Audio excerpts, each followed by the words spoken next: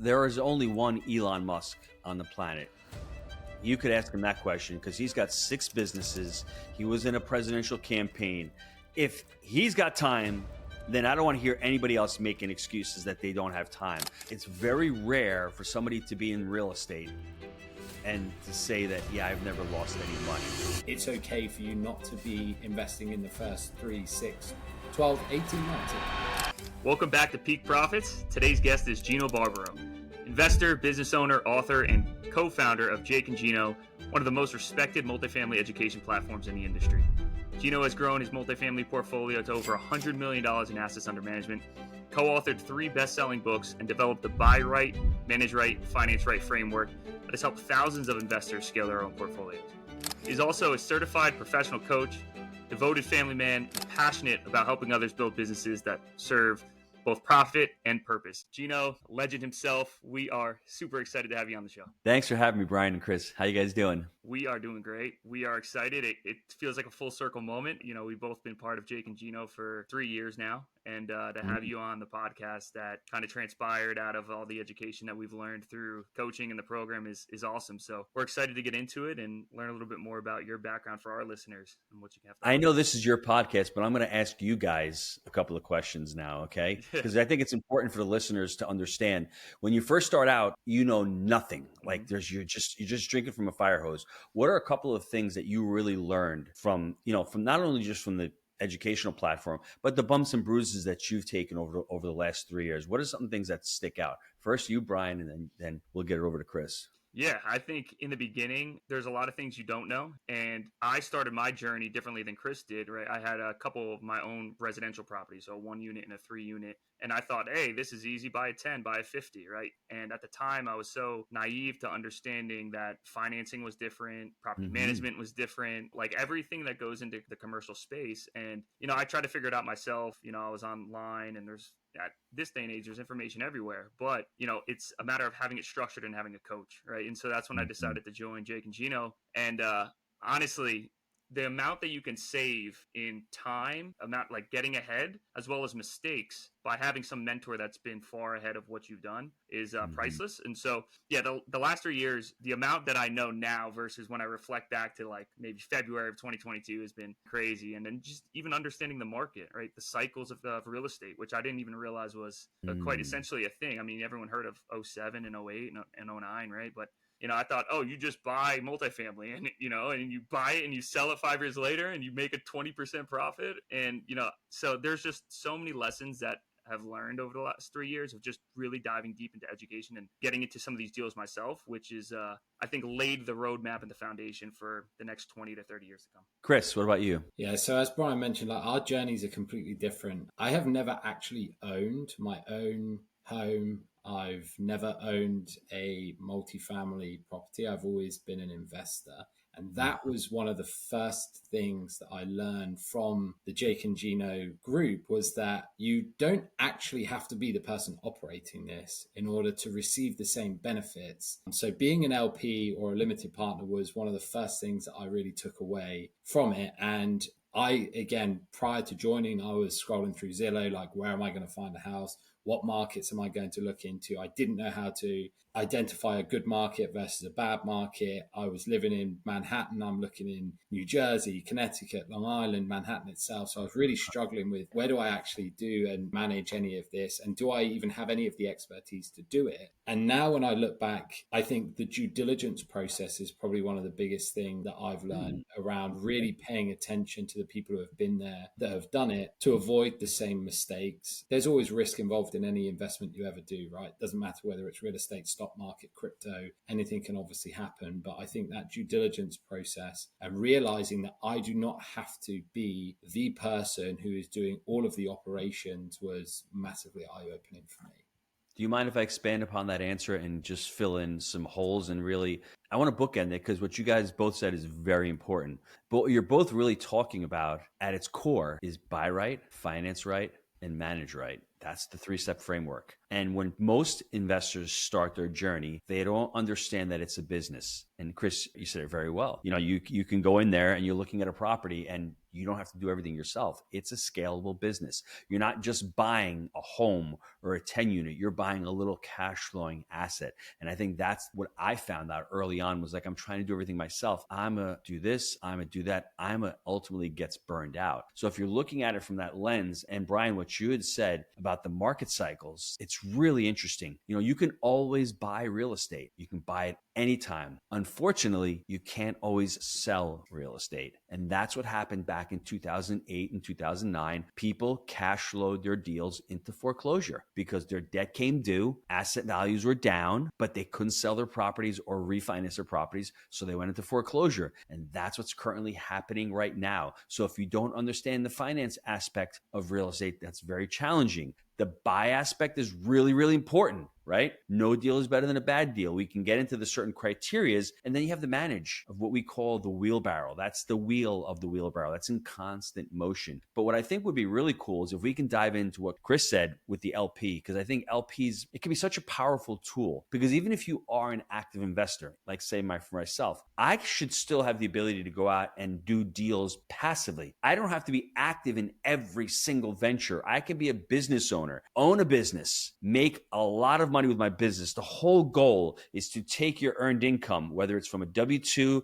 or whether it's from a business, and put that into a vehicle that can ultimately create some type of passive income. That's what the goal is. That wasn't the goal 30 or 40 years ago when I was growing up, because wages were better. I mean, like, you could live. My father had a restaurant back in the 70s and 80s. There were 4 families. We had a great upper class, light middle class income. He was driving a powder blue Eldorado. We were doing really well. The 2000s come, everything changes. Yep. I mean, in 08, I was talking to somebody who was a recruiter, and he said 08 was really the time when people started doing these side hustles because the economy crashed. There was not enough money. The jobs weren't there. So that's when everyone started jumping on bigger pockets. That's when Jake and Gino actually got together in 09, because I had 4 kids at the time. I've got 6 now. I wasn't making enough money. So if you're out there and you are a tech worker, you're working in sales, you're a high-level entrepreneur, you don't have the time to do this business, well, Brian and Chris have a fund. And if you can't do it, they can invest your money. But not only them, there's so many other operators out there. You don't have to do the business. And I think what would serve the listeners is if we can jump into, if I'm an LP here, sitting here, how do I do that? How do I vet a deal? How do I look at a multifamily and say, this is the right deal for me? Yeah, that's exactly it. And to add on to that initial question is what is so important is when you're buying a piece of property, right? That initial finance, right? So it's like, what's your exit plan? Have an exit plan going in, or having multiple exit plans to understand that, right? And sometimes it's easier said than done, right? Because you don't understand some of the market. People didn't see 07, 08, 09 coming, but there's a lot of people in hot water right now because of what they bought in 21 or 22 with the rates the way they were and cap rates being super compressed. But to your point, yes, to elaborate on that, to be an LP and to understand how to make your money work for you into some of these assets. We talk with people every single week that are interested in diversifying into real estate. And most people, one, don't even realize that they can invest into commercial real estate in this capacity. And then they think, I need to go out and buy residential real estate. I need to buy single family. The numbers don't work. It won't cash flow at 7% interest rates. The property itself is too expensive. And so it's really the start of the education saying, hey, these opportunities are out there where you could be a limited partner in a larger deal that's run by a professional operator, right? And then it's starting that due diligence process from there and understanding what that investment looks like. And, to go back, that's kind of what you and Jake got started in. What was it, back in 2012 after the restaurant where you guys started and you got your first property in Knoxville, I believe. Yes. Yeah. And it's interesting what you're saying, everything you're saying. And what's pretty cool is 3 years ago, I can bet $1 million you didn't know what cap rate compression was. I can just tell you right now. I didn't know anything about a cap rate. Okay, I can bet another $1 million you didn't know what an exit strategy was. No. Another $1 million. I can bet another $1 million that you didn't know what the 3 pillars of real estate or market cycles were. These are all things that new investors don't know, and they're trying to buy their first deal. So why would you do that? For me, I think learning while you're earning is phenomenal. Even if you want to do the business full time and you're a doctor or you're a lawyer and all of a sudden you're overwhelmed, your job is killing you, I would go out and find somebody who's syndicating deals. And we're going to go through this 3-step framework framework because I think it's important. But you can put 50,000 or 100,000 into a deal, invest passively in that deal, and understand how the deal works, understand the team members, understand the market, understand the asset class, understand all of that. But before anybody does any of that, guys, I'd like to talk about why real estate, why multifamily, but more importantly, if you're listening to this, what are your goals? It's one thing to say multifamily is one of the best vehicles. I personally think it is. It's a basic human need. It's got amazing benefits. I'm sure you've gone over it. But before you do that, I think you need to understand, why are you investing the money? Why are you pulling it out of here to go into there? I personally think the stock market is one of the biggest Ponzi schemes ever. I'm just not a big fan of it. I think it's overvalued right now. But as we were talking offline, where else is an investor going to put their money? Most other countries are not doing well, so they keep putting money into the stock market. I don't feel as if I have control with my money in the stock market. That's why I love multifamily. I love the tax benefits of multifamily.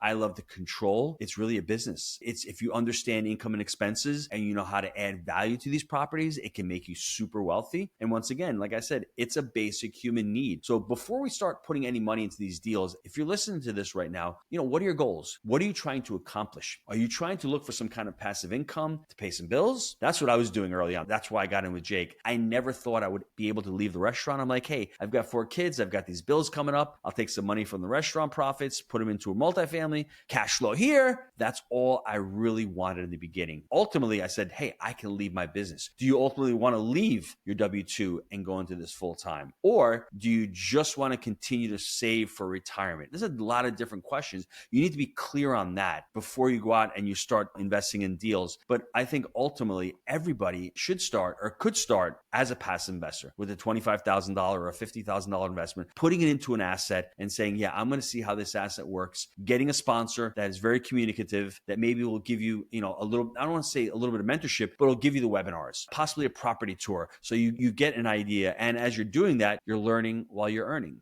Yeah, I would absolutely agree with that. And I remember back to one of the first lessons that we had with you, Gino, and it was all about what is your why? And it was what everyone will say is, I want to earn passive income. And I guarantee the first number that comes out of everybody's head is 10 grand a month. Like, it was the first words that came out of my mouth. Yep, I want 10 grand a month. But why? Like, what is actually underneath that? And it's almost, I think we were sat in a room and you just kept asking everybody why. And then everyone would go a level deeper, but why? Another level deeper, but why again? And before you know, you've got people in their tears, and people really start to understand truly, why are we actually trying to do this? And I think it really does help shape what your goals are with the investments beyond, I want 10 grand a month in passive income, which sure, I think everyone would be pretty happy with 10 grand a month of passive income, but it's really the level below that. So that was really, really helpful for me. And the other thing I did want to share is the value of putting money into your own education. Oh, yeah. As somebody who, I didn't go to college. So I left high school, I went straight into my career, and I was like, okay, so maybe nowadays people look back at that and go, well, that's what a lot of people are doing. But back then it was a completely different path. It was really going against the grain. The investment I made in the education that I've learned through the Jake and Gino program, to your point, I had no idea what a cap rate was. I had no idea what NOI was, right? And again, it's really not that hard. It's not. Yeah, it's not rocket science, but you just don't know. Like you said, it's a business, income minus expenses. And if you can increase the income of that property, then you can ultimately increase your business value. So those are like some of really the fundamentals of just like, we're just breaking this down. It is really just a game of math. It's not that difficult. Now, obviously the operational side of it is a lot harder than I'm making it sound right now, but just on the surface of it, those were some of the things that just immediately clicked into my head. And I was like, wow, this is a powerful vehicle. And that's really when we dove into the education a lot. Chris, I'd like to expand on that as well. When you're talking about getting into it and why you're getting into it, we had talked off camera as well in my new venture. I'm becoming a money coach. If you want to learn more, go to barbaro360.com. But what I love about money coaching is, as you're listening to this, I want you all to understand you have a certain relationship with money, right? And we all view money differently. And when I say the word money, there's just an emotion to it.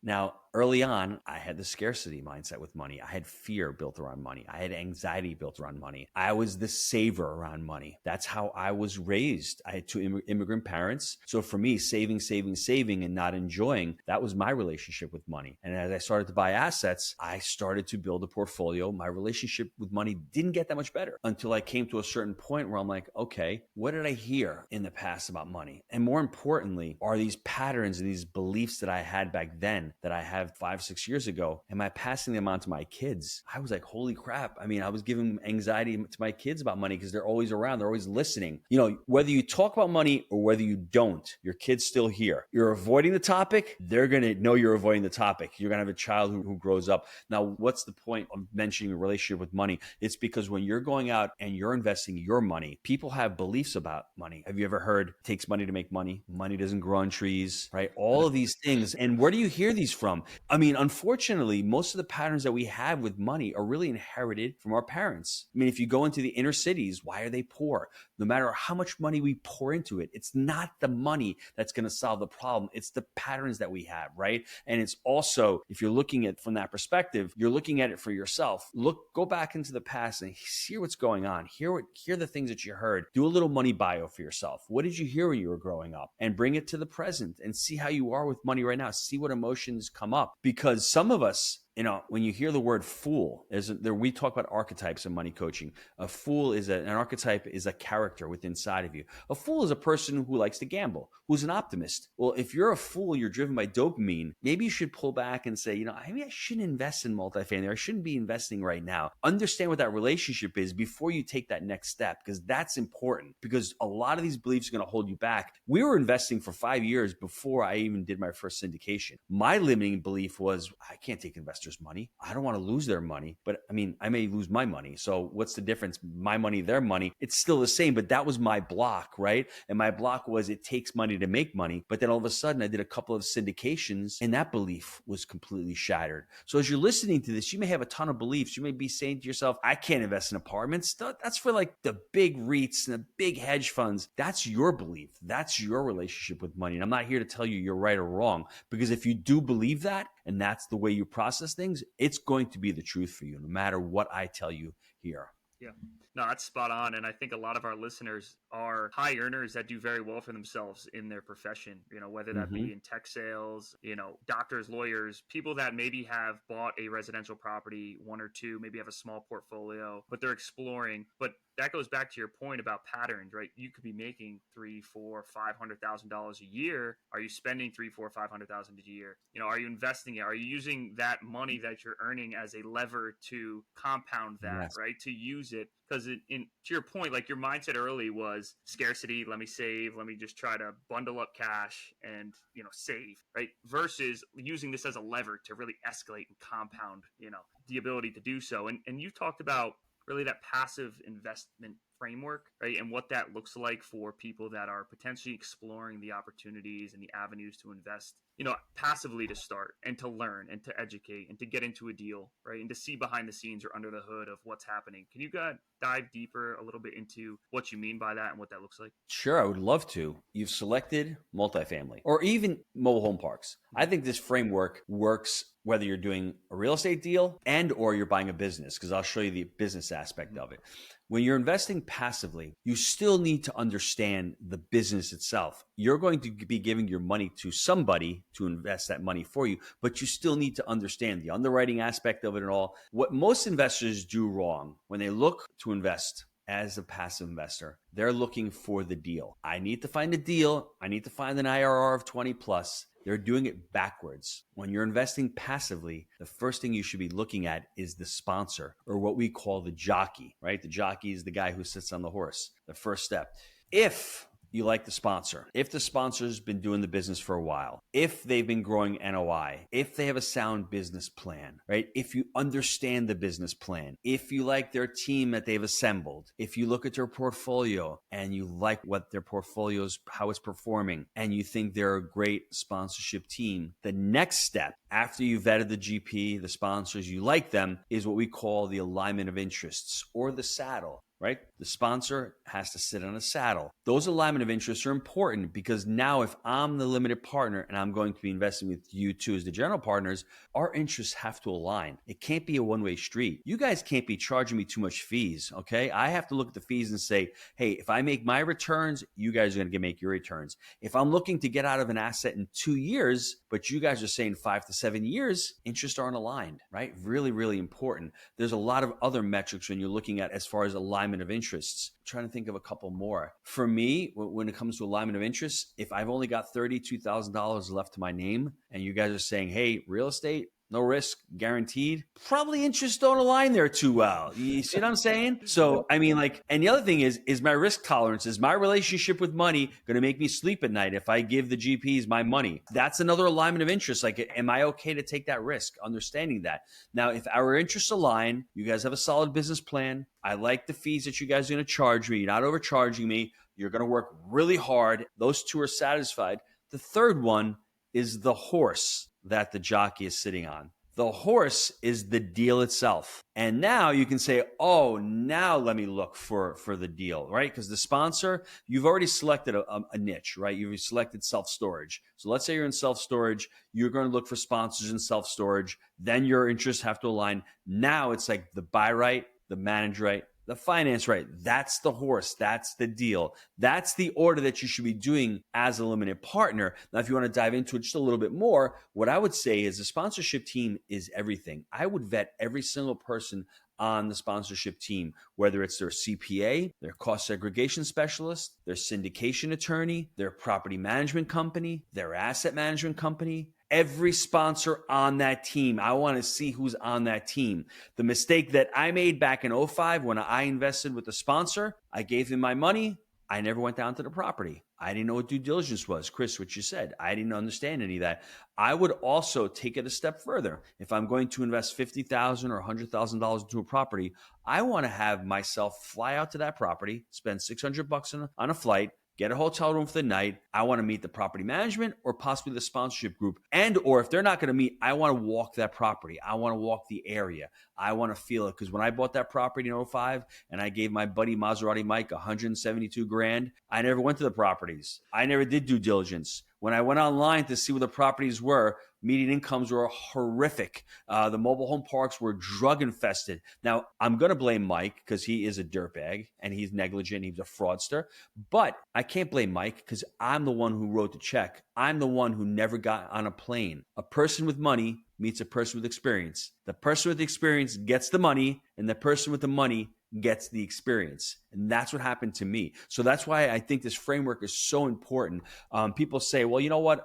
I don't have time to go out there. Well, you're writing $50,000 or $100,000 into a deal, especially if it's your first or second investment. I'm telling you, I just think it's important. Go out there, fly out to the property, do a property tour, walk a couple of properties, and maybe, hey, meet a couple of realtors in that market and do some property tours. Talk to the property management companies out there. Ask for this property that you're investing in. What do you think about this ABC property management company? And have you heard anything about the asset management company as well? You're doing a deep dive into the operations of this asset because once again, you're not just buying a bunch of buildings. You're buying a business with people who are running it and have specific skill sets to be able to run that business. Yeah, that's an incredible overview there, Gino. I think really to bring it all the way back to one of the first things that you said is people go about it the wrong way. They look almost, they're chasing that shiny object. Oh, I'm going to 3x my money. That's exactly what I want versus a deal that might be 1.7x my money over 5 years. But the 3x doesn't necessarily mean it's guaranteed to get there, right? And again, I think that was another early lesson. I remember the Maserati Mike story very, very well. I knew that was going to come up in this conversation today.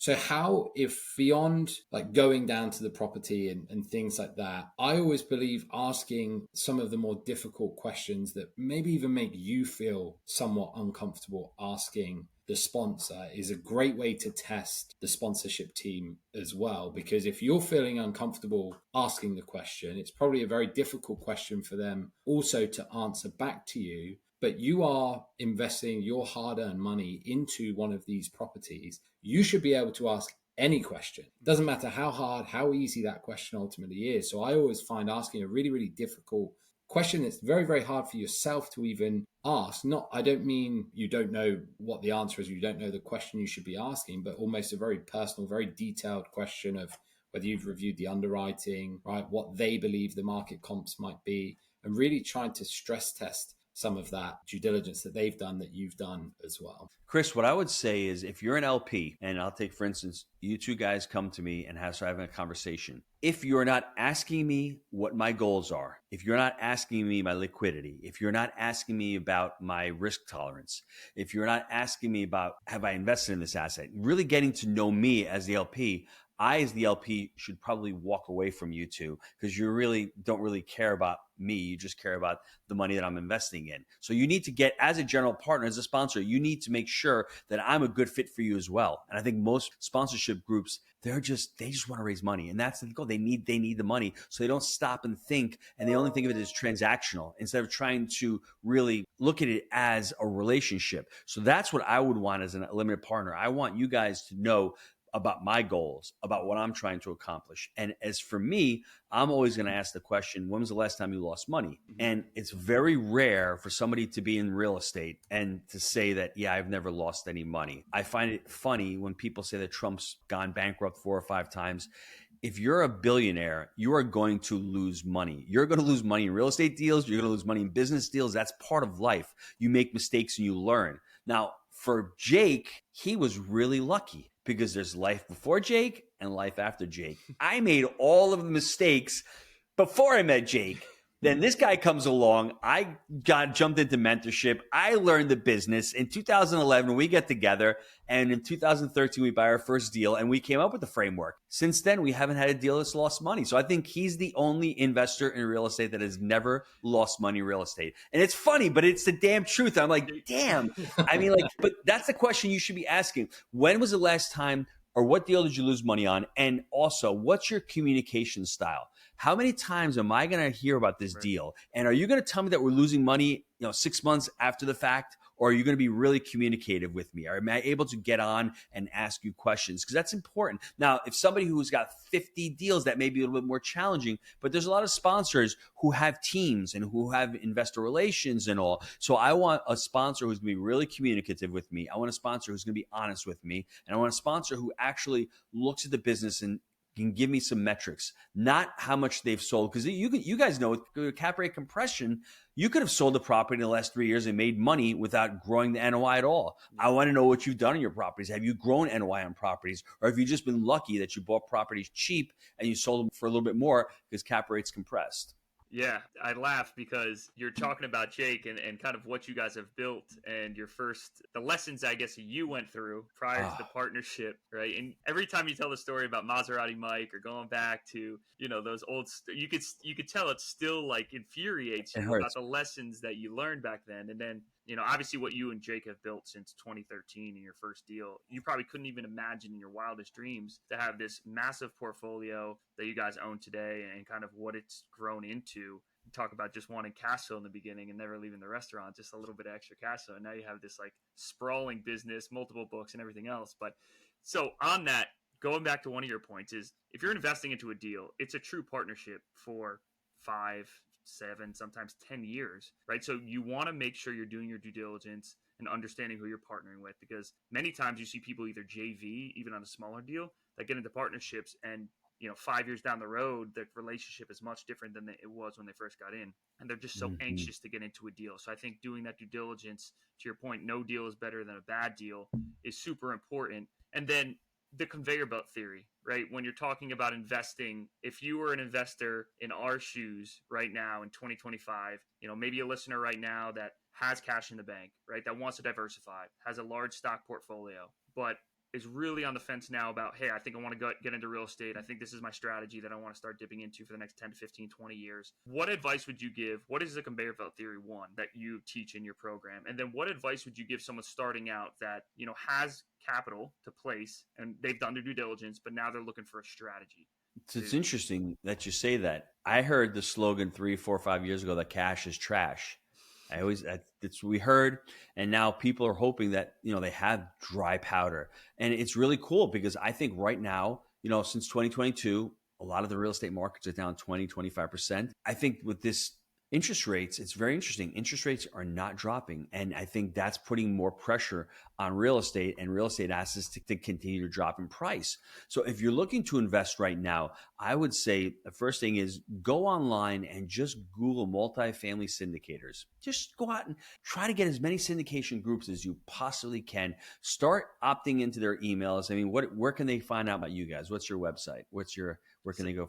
7pcapital.com, right? There's that's what I would do. I would go to 7pcapital.com. I would contact you two. I would get on your mailing list. I want to see the offerings that you have coming out. I want to see the content that you have coming out. That's the first thing that I would do. That before that, I would just say, I'm just starting out. If I'm just starting out, let me pick one niche, one vehicle. Let me whether it's mobile home parks, whether it's self-storage, whether it's multifamily, maybe it's single family portfolios of homes, whatever that is, just pick one. And then learn the buy right, the manage right, the financial, learn how to underwrite a deal, right? That's important. But then from there, like I said, start opting into lists, start talking to other sponsors, other sponsorship groups, start going to events as well. That's the important thing. Go to events and start talking to people who are on stage, who are talking, start talking to people who are in the crowd as well. And then the other thing I would do is, as a limited partner, you can really go nationwide. You can invest in any part of the country. What I would do early on is I try to really understand a couple of cities, a couple of markets, become an expert in a couple of markets and find some sponsors in those markets, because then you can understand the income, the expenses, how to underwrite a deal in that market, what looks good for a deal, what doesn't look good for a deal. And then honestly, what I would do, this may sound crazy, but if I'm just starting out, I would go out and I would really hire a coach or hire somebody, a mentor, just if I'm a limited partner, just to have them underwrite the deal and give me a fresh set of eyes and let them poke holes in the deal. I don't know how many students we've saved over the years from having them look at deals from our coaches and the coaches saying, ask this question, ask that question. Median income is too low. Rent growth is too high there. Expenses are not enough expenses. They're not going to be able to refi after year 3, whatever the case may be. Like, you need to have a separate, fresh set of eyes. Spend a few $100 on somebody who can help you look at under. AI is great. I don't trust AI fully right now. And when you're starting out, there's too many nuances to the business. So, if I could recap it, I'd say pick the niche, then go out, pick a couple of markets, then go out, find a couple of sponsors in that market, learn the business, start getting some deal flow, start getting some deals from these sponsors that you like, then start looking at the underwriting of the deal. And then from there, if that underwriting looks good, then obviously the next step for me would be to do my due diligence, get on a plane and start looking at those assets. I'm laughing because I can think back to a property that both Brian and I were thinking of investing in, and we were like, let's just run this by our coach in Jake and Gino, Bill. And we got on a call with Bill, and we were like, Bill, we think we've got one. Like, we were both so excited, sat there. And he just went, what about this? What about this? What about this? And we both just looked at each other and we were like, I don't think we should invest in that deal. Almost instantly. And we were so excited. We were so excited. We were like, we finally got one that want to invest from when we had joined the group. Like, you do get hungry, right? You do want to get that first deal. And I think it again, one of the things is no deal is better than a bad deal. So take your time. It's okay. There are going to be deals. There's always going to be another deal, right? It's okay for you not to be investing in the first 3, 6, 12, 18 months. The number of months is almost. That's right. You guys are young enough that you have like the next 30, 35 years. You have like another 3 or 4 at least market cycles to go. And that's why, I'm sorry, but Brian had mentioned about the conveyor belt. So this is important for a limited partner. If you've got a ton of capital right now, you've got $1 million, $2 million, $300,000, whatever it is, you don't have to put all that money into one deal. If it was me, I would spread that deal out, because that's one cool thing about investing as a limited partner. You can diversify into different assets, into different markets, into different sponsors, into different asset classes, into different median incomes. So if you have $300,000, maybe you put $100,000 into 3 different deals and spread out the timeline so they don't all matriculate or they don't all come due in year 5, where you may have a big tax consequence. So maybe you put $100,000 this year, $100,000 next year, and $100,000 the following year, and you spread them out and you give yourself some time. So by year 5, the first deal is coming off what we call that imaginary conveyor belt. Year 6, that second deal is coming off, and year 7, that third deal is coming off. So it gives you a little bit of time. And I think that's the problem. I think we get so hung up, and what we estimate we can do in a year, we overestimate it tremendously, but we vastly underestimate what we can do in 5 years. Because real quick, 2011, Jake and I got together. It took us 18 months to find the first deal. We bought that first deal in 2013. By 2015, we had a little over 400 units. So it took us 4 years to get 400 units, but the first 18 months we were sucking wind. So that's really, really challenging, because then you start figuring it out. You're like, oh, I just did my first LP investment. I saw how that worked. I went online. I found sponsors. It was a little bit hard. I didn't know the underwriting. But when you get that next opportunity, things move a little bit quicker. And then you get that next opportunity and things move even quicker. So give yourself some time. You didn't come out of the womb a multifamily underwriter. It takes a little bit of time to figure it out. It's the reality. Like, we beat ourselves up. Just love yourself a little bit. It's okay. I mean, I am a tyrant to myself as well. I'm really good at this, like, self-worth. Sometimes I suck. I can't find a deal. It'll be okay. The deals will come. Don't beat yourself up, because at the end of the day, I personally think that we're all out here winging it and trying to figure it out day by day. Yeah, that's so true, right? And that's why I think, going back to your old point, it's so important to surround yourself with people that are doing what you want to be doing, and maybe are ahead of you or a mentor. And going back to your last point that you mentioned just a few minutes ago, is even if you're an LP looking to hire a coach just for guidance, right? Because Chris and I, we have 30 more years of investing in real estate. Yeah. I have a portfolio of my own properties. I've invested in numerous commercial properties and multifamily deals. And, you learn a little bit of something on each deal, on each property. And, something goes right, something goes wrong, or, and so to really expand your knowledge, right, you'll never know everything, but there's so much you can learn from reading and getting surrounded by the right people and the right network. To your point again, is going to events, like the events that we've gone to with Jake and Gino, and just getting in a room with 50 people and 100 people that are talking the same language or have different, experiences in different markets. It's gone such a long way as well. And, that's super helpful with the educational piece. So with all the experience, I guess, you and Jake have had now over the last 12 years, where do you see, where we're at right now in 2025 in this cycle, kind of how it transpires? I mean, obviously you don't have a crystal ball, right? I wish we did. I wish we could buy the perfect deals and sell them all in 2030 or 2032 for these massive gains. But you've been through cycles. You've understood it now, from Maserati Mike in 2005 to buying your first deal in 2013 to now here we are with this you have this great portfolio for yourself in 2025. Where do you feel like we're at now within this market, and where it kind of heads from here? Well, we were hearing survive till 25. Now it's thrive from 26. It starts changing. And it's really interesting. That's why, as you're doing this, don't beat yourself up, because the so-called experts, the conventional wisdom, they've been wrong for the last 4 years. It's very hard to estimate it. We had inflation that was supposed to be transitory. Then it didn't end. Now it seems like it's ending. Tariffs were supposed to kill the world, the business. It's hard to answer because there's so many things that can go on geopolitically. My whole thing is that you have to have a longer term mindset. And that's the thing. You can't think of buying a deal and, hey, within 2 years, you can exit. That was the business market cycle of 2019, 2020, and 21. That's when things were really hot. You could buy a deal and flip it in 18 months. That's not happening right now. Now you're buying deals with the expectation of holding them at least 3 to 5 years, a 5-year time horizon. Now's the time where you're going out there. Debt is pulling back, so it's a little bit harder to finance these things. And even in residential is having a lot of deals fall apart because of the appraisals going on. So this may be back to like the 2011, 2012 era where there's not as much deal flow. And I'm hoping in the next 12 months they drop rates. I'm hoping that'll spur some people to sell their properties, because they know right now they bought their property for $2 million 2 years ago at 3.5%.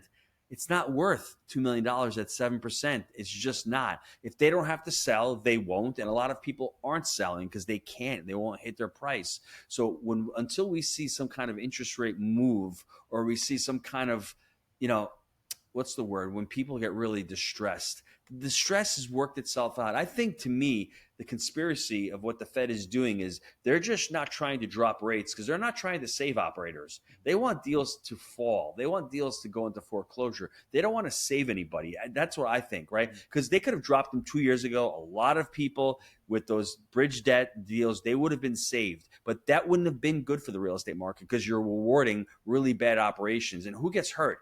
You know who gets hurt? The residents get hurt because they have a crappy product. So they lost a lot of LP capital, was burned. It was just completely dissolved. So I think right now going forward, I personally think in the next 2 to 3 years, there's going to be a buying opportunity, especially in certain markets where you have a lot of deals coming online, like the Dallas market, a lot of this stuff where all of a sudden you have this supply. As the supply burns off, get into the market now, because when the supply burns off, you're going to see demand pick up and asset prices are going to continue to rise. That, again, every time you speak, Gino, I sit there and I'm like, I'm learning something constantly. I want to switch gears slightly. We spoke about the money aspect. We've spoken now about real estate, the buy right, manage right. We've spoken about the conveyor belt theory. We've spoken a little bit about the market. How do you, and I want you to share this because you owned a restaurant, you were raising a family, you started to invest, you had a lot going on, which a lot of people listening to this have also got a lot going on. Life is always busy, right? It doesn't really matter at what point in time in your life, there's always going to be something, it's always going to be busy. How did you balance all of that? Did you have a framework in place? Did you fly by the seat of your pants? I'm sure the answer to that is yes sometimes, right? Like, how did you balance all of that? And what advice would you give to people that are in a similar position where they're raising families, they've got a full-time job, maybe they're looking to operate their own real estate, multifamily business, maybe they're looking to be an LP. Like, what would you share for those people? Well, there is only one Elon Musk on the planet. You could ask him that question because he's got 6 businesses. He was in a presidential campaign. If he's got time, then I don't want to hear anybody else making excuses that they don't have time. They're just not crystal clear on what their values are. They're not crystal clear on what they're trying to accomplish. Elon's trying to save humanity, right? That's his goal. He's trying to get people to Mars. He's got a boring company. He's got a solar company. He's got an electric vehicle company. You can see clearly what his values are. And he'll sleep on the floor of his warehouse manufacturing. He has a crappy house. He doesn't care about money, but he knows what his values are. He's really aligned. So for me, my values were family. My values were wanting to build a business and wanting to leave a legacy to my kids. That's what my values were. So unfortunately, I had to give up a lot of stuff. I couldn't sit around Sundays watching 8 hours of football. I never could play golf on Sundays because that was the day that I could spend time with the family. So I was really dialed into what I wanted to do. So if you're talking about a framework, the framework is values-based decision-making. You get your values, you line them out, you see what's truly important for you. If it is truly important to have money saved and to have some type of financial foundation, you're going to figure out time to spend doing that. I forgot what Tony Robbins said. He said it's something very similar to this. Show me what a person, where they spend their time, and I'll show you what they value, right? That's truly important. I spent my time on building the business, building the portfolio, building Jake and Gino because I loved coaching, I loved teaching, and I loved having my family involved in that. That's where my values were. And that's why I was able to accomplish so much because I was really crystal clear on what my goals were. See, we don't lack the motivation, we lack the clarity. If we're clear on what those goals are. So for you listening out there right now, what are your values? What are you trying to accomplish? That's important. I mean, for me, having financial stability, having wealth created is so important for me because I had that one restaurant. I could have gotten hurt. I could have gone out of business. COVID would have put me out of business. I was still in New York. So I knew these things. So for me, the values of being responsible, having control in my life, I was not going to let that happen to me. So I dedicated the time necessary to be able to build what I built to avoid that and to live in alignment with my values. And I'll challenge anybody out there. When you're not feeling great or you think you've made a mistake, you've probably made a decision that's not incongruent with what your values are. The Maserati Mike, totally not in my values alignment. That guy was not a good partner for me. We did not align in any way. In 2015 and 16, when I moved here, I met a couple of guys. We wanted to build some Airbnbs and some vacation rentals.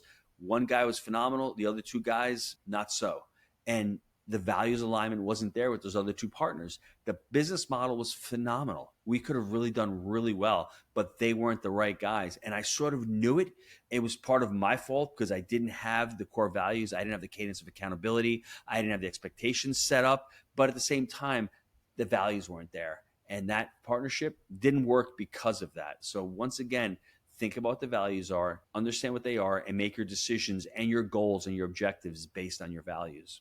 And I think that's super powerful. And I think it speaks volumes to who you are and what you've put together. And you guys wonder why we hired Gino in his program as a coach. I mean, it's been a game changer for the last 3 years. And we're super excited to have you on. And the amount of knowledge that you've shared on this podcast with us is the fact that this stuff is free. Like, this guy's time is valuable here, people, right? He's running multiple businesses. But Gino, to wrap it up, I mean, thank you for coming on the podcast. You shared a ton of valuable information, content, tricks, tips, and everything that people can learn from, right? And so where can people find you, your money coach, everything that you're doing now, and reach out to you and your community? Just go to barbaro360.com or go to jakeandgino.com. And if you want a copy of our new book, Happy Money, Happy Family, Happy Legacy, just email me, gino@jakeandgino.com, and I'll send you a free PDF copy. Oh yeah, I'll be sending you an email after this too. Yeah, thanks, boy. You got it. Yeah, I got the other one. I got I think I got 3 of your books over there: the Wheelbarrow, and then the Honeybee. And I love it. Yep, I think Chris. Yep, there he goes. You got the Honeybee right now.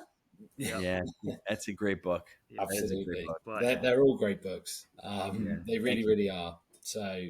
Yeah, you mentioned that before we jumped on that you would give some people a few pieces of collateral or books that they should go ahead and read. I'm going to put you on the spot now. Oh, what would you recommend people read? That's a great question. Depending on what you're trying to accomplish, if it's real estate, there's so many books out there as far as real estate goes. I mean, if you're starting out, just jump on the Bigger Pockets website. They probably have a lot of stuff for LPs, a lot of stuff for general partners.